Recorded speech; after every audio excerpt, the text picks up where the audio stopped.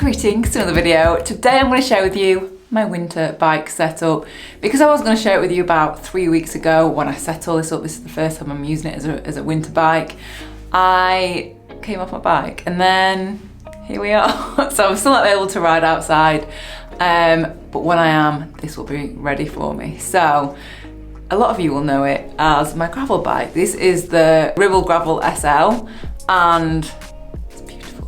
And yes, it is my gravel bike, but I've repurposed it to being a winter bike. And I know if anyone says that I'm very lucky and I'm very grateful that I get to use this as my winter bike, because generally people's winter bikes aren't their best bikes, and this is just, oh, it's a beautiful, beautiful bike. So the main things that I've changed over on it just to make it into my winter bike are change the wheels and the tires. So when it's my gravel bike, I use the Michelin Force XC.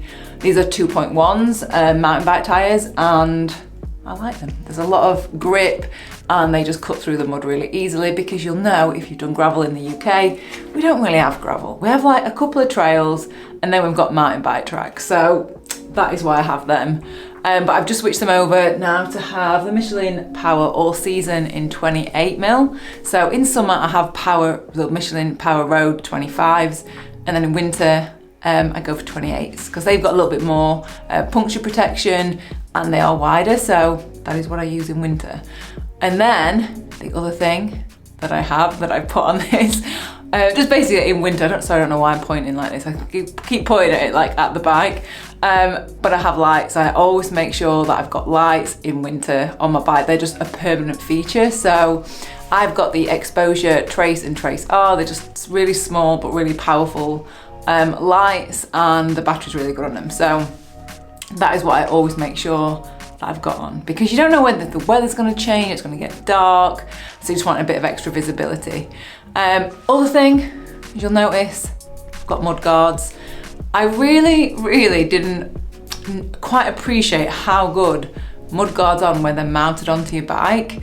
So this bike has got mounts ready for them, and yeah, it's really good. I think it's specifically in winter when it's wet, because you don't get like all the rain spraying up on your feet and around your ankles and up your back. I think you stay warmer for longer, if that makes sense. So, and it also makes your bike a little bit cleaner. It doesn't get as dirty when you've got mud guards on. So that's a massive plus.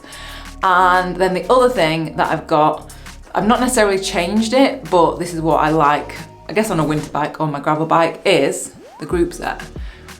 So I've got Shimano GRX, and I absolutely love this Groupset just because it's just so good. But that's also, I guess this is another reason why I actually prefer 2x over 1x, and this is 2x. So I've got a 4630 at the front, because I like that it can be like that transferable. You can use it on a gravel bike and you can use it on the road as well, and you're not going to feel like you're missing any of the gear ranges. So that's why I really like that. And then I'm trying to think of anything else. I know someone is going to ask me about which bag that is. That's an Apogora top tube bag, but it's the one that it's got bolts on. So it's bolted onto the top of there. So if you're on like uneven terrain, off-road, it doesn't come off, or on-road. I mean, we all know how bumpy potholes can be.